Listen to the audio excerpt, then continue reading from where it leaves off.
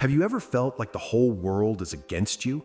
Like no matter how hard you try, people only see your flaws and tell you that you are good for nothing. We have all been there at some point. It hurts when people look down on you. But what if I told you that the very insults meant to break you could be the fuel that builds your empire? Today, I want to share a story about a boy who hit rock bottom, lost everything, but decided to completely rewrite his own fate. Not too long ago, in a dusty town famous for its grand furniture and skilled woodworkers, lived a young boy named Sam. Sam had a really rough start in life. He lost his family when he was just a kid and was taken in by a distant relative. But this wasn't a happy home. His relative treated him like a burden. Every single day, Sam was told he was useless, slow, and would never amount to anything. They wouldn't even pay for him to go to school. Instead, while other kids were learning to read, Sam was sent to the town's largest lumber mill to sweep the floors. It was back-breaking work. The air was thick with sawdust and the machines were deafening. The older workers constantly made fun of him. They would throw their trash on the floor just to watch him clean it up. They called him the Broom Boy. Sam had a secret though. He loved wood.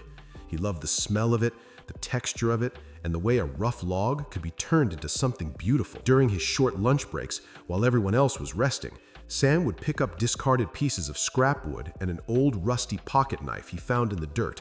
He would try to carve small shapes. One day, the manager of the mill caught Sam sitting near one of the expensive workbenches, holding a carving tool that belonged to the factory. Sam wasn't stealing it, he just wanted to feel what it was like to hold a real tool. But the manager didn't care. He yelled at Sam in front of everyone, called him a thief, and fired him on the spot. He told Sam, "You were born to sweep floors, and that is all you will ever do.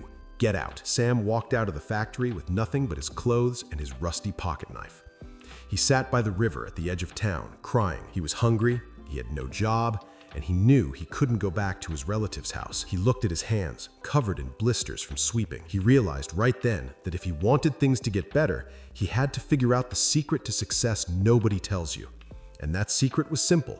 No one was coming to save him. If he wanted a different life, he had to carve it out himself. The next morning, Sam walked to the very edge of town, where an old, grumpy master carpenter named Elias had a small, quiet workshop. Elias was known for making the most beautiful furniture in the country, but he was also known for being incredibly strict. He never took apprentices because he said young people were too lazy. Sam knocked on his door. When Elias opened it, Sam didn't ask for a job. He said, "I have nowhere to go and nothing to eat. I will sweep your floors, clean your tools, and carry your wood for free. Just let me sleep in the corner of your shed and watch you work." Elias tried to shoo him away, but Sam just grabbed a broom and started sweeping the porch. Finally, the old man sighed and let him stay. This is where the real struggle began. Sam didn't just casually watch Elias, he studied him. He paid attention to the angle of the saw, the way Elias measured things just by looking at them, and how he respected the grain of the wood. When Elias went to sleep, Sam would stay awake.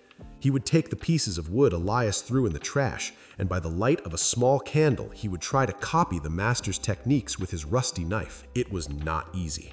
Sam cut his fingers more times than he could count. He ruined piece after piece.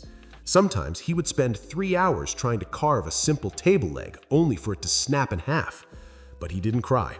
He just picked up another piece of wood. He realized that if you really want to know how to change your life in 6 months, you have to be willing to fail in the dark over and over again when nobody is watching. Months passed. One morning, Elias came into the workshop early and found Sam asleep on the floor, surrounded by wood shavings.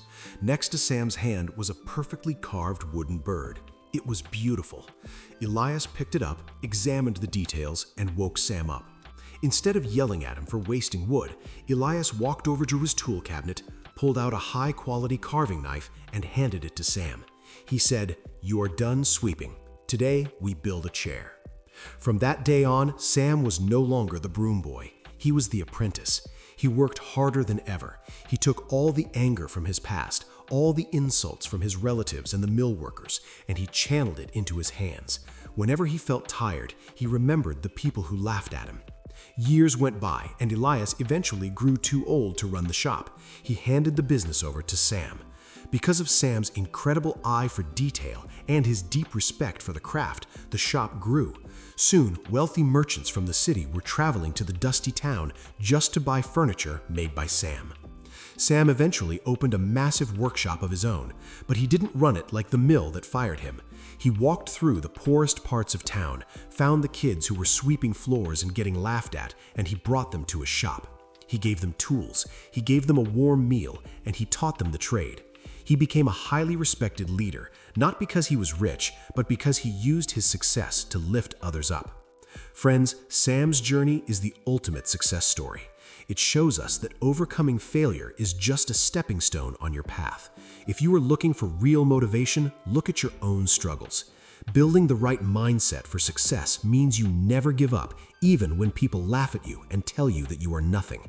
Because at the end of the day, honest, grueling hard work pays off. Every great life-changing story starts with a decision to try just one more time when things get tough. I hope this inspirational video helps you focus on your personal growth so you can go out there, block out the noise, and achieve your goals. If this story sparked a fire inside you today, please hit that like button and subscribe to the channel. Leave a comment below telling me what goal you are currently fighting for. Your support means the world, and it helps bring more stories like this to people who need to hear them. Keep working hard, and I will see you in the next one.